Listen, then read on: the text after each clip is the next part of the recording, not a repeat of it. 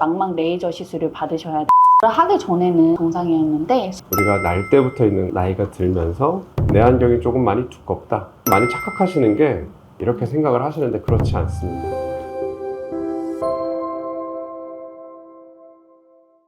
안녕하세요.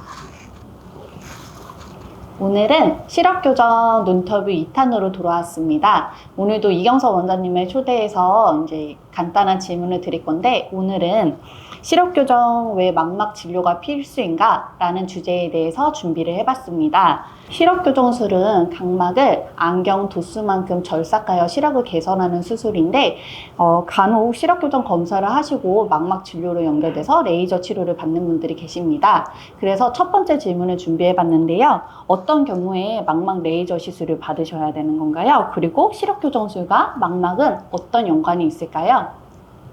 먼저 망막에 대해서 조금 간단히 말씀드릴게요. 우리가 이제 시력교정 수술은 눈의 앞쪽, 즉 각막에 하는 수술을 뜻하고, 망막은 눈의 뒤쪽에 있는 신경막을 말합니다. 카메라로 치면 각막과 수정체가 렌즈 역할을 해서 빛을 망막에 맺힐 수 있게 만들어주고, 그 맺힌 빛을 망막에서 전기 신호로 바꿔서 머리로 전달하게 되죠. 아무래도 망막이 필름 기능을 하다 보니까 기능적으로는 아주 중요한 기관이 되겠습니다. 근데 이 망막이라는 것은 사람 눈이 동그랗게 되어 있을 때 근시가 진행되면서 점점 풍선이 불듯이 커지게 됩니다. 그럴 경우에 풍선을 불면 어떻게 되죠? 점점 얇아져. 그렇죠. 풍선의 벽이 점점 얇아지겠죠. 똑같습니다. 눈도 눈의 이 뒤쪽 부분, 망막을 포함한 이 안구의 뒤쪽 벽들이 근시가 진행되면서 점점 얇아지게 됩니다. 따라서 근시가 있는 분에서는 망막이 일반인에 비해서는 조금 더 얇아지게 되겠죠. 그 말인즉슨 이 망막의 주변부, 망막의 주변에 있는 얇은 망막이 구멍이 나거나 미세한 상처가 날 수 있다는 뜻입니다.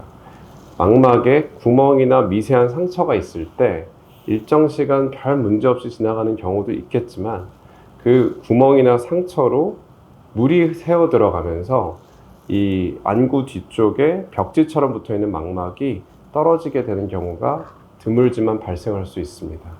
그렇게 발생하게 되면 우리는 그것을 망막 박리라고 이야기를 하게 되는데요. 망막 박리는 수술에도 불구하고 시력을 살리기가 어려운 질환 중에 하나입니다. 따라서 주변에 있는 미세한 구멍, 또 작은 상처들은 예방적으로 레이저를 통해 진행을 억제해주는 치료를 하는 것이 필요하겠습니다. 망막 열공, 또 망막 박리와 시력교정술 어떤 관련이 있냐? 우리가 시력교정술을 왜 하나요? 안경을 벗고 싶어서. 또 잘 보고 싶어서, 그죠? 우리는 잘 보고 싶어서 하는 게 시력교정술입니다. 망막에 질환이 있으면 우리가 눈의 앞쪽 각막을 아무리 잘 다듬어 놓더라도 시력이 잘 나올 수가 없습니다. 그래서 잘 보는 눈, 좋은 눈을 만들기 위해서는 망막을 꼼꼼히 확인해서 이상이 없는 것을 잘 확인하고, 혹시라도 생길 수 있는 이상을 예방적으로 치료하는 것은 매우 중요하겠습니다. 네. 두 번째 질문 드리겠습니다. 망막 레이저를 하지 않고 시력교정술을 진행하게 되면 어떻게 될까요? 안 좋겠죠? 근데 이제 우리가 다 안 좋다고 할 수는 없습니다. 물론 이제 저희 병원 같이 망막 전문의 선생님이 계시고 한 병원에서는 웬만한 질환들은 다 치료하고 넘어가지만, 혹시라도 놓칠 수도 있고 또 있더라도 안 할 수도 있는데요. 모든 시력교정 수술에서 아주 나쁜 영향을 주진 않겠죠. 우리가 이제 크게 봤을 때 라섹과 라식으로 나눴을 때, 라섹은 눈을 잡아주는 과정 없이 환자가 주시함으로써 수술이 진행되다 보니까 라섹 수술에서는 망막에 문제가 있을 때 그 코스에 큰 영향을 주지는 않는 것으로 알려져 있습니다. 반면에 이제 라식, 또 스마일 라식 같은 수술 같은 경우에는 정밀한 레이저를 조사해야 되다 보니까 20초 정도 눈을 좀 잡아주는 과정이 필요하고, 그 과정에서 눈의 뒤쪽 망막까지 약한 충격이 전달될 수 있기 때문에 라식이나 스마일 라식을 할 경우에는 조금 더 꼼꼼한 검진 후에 수술을 진행해야 되겠습니다. 세 번째 질문 드리겠습니다. 시력교정술을 하기 전에는 망막이 정상이었는데 수술을 하고 나서 망막에 혹시 질환이 생기는 경우도 있을까요? 네, 물론 있죠. 아무래도 이제 망막이라는 기관에 생기는 질환들은 퇴행성 질환입니다. 우리가 날 때부터 있는 것이 아니라 나이가 들면서 망막이 변화하면서 생기는 질환이다 보니까 20대, 30대 때는 문제가 없다가도 40대, 50대가 되면서 문제들이 생기는 경우가 더 잘 생기죠. 더 중요한 것은 근시 환자에서는 말씀드린 것처럼 망막이 조금 더 얇아지다 보니까 근시가 증가할수록 망막 주변부 변성의 확률도 높아지고 같은 이유로 망막 박리의 확률도 조금 더 높아지게 됩니다.